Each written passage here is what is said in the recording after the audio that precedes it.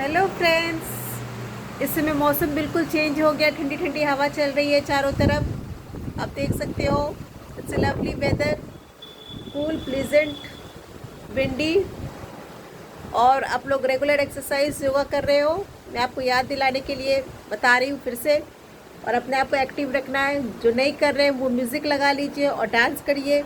जिधर भी हाथ पैर चलाइए, खूब डांस कीजिए मस्त से।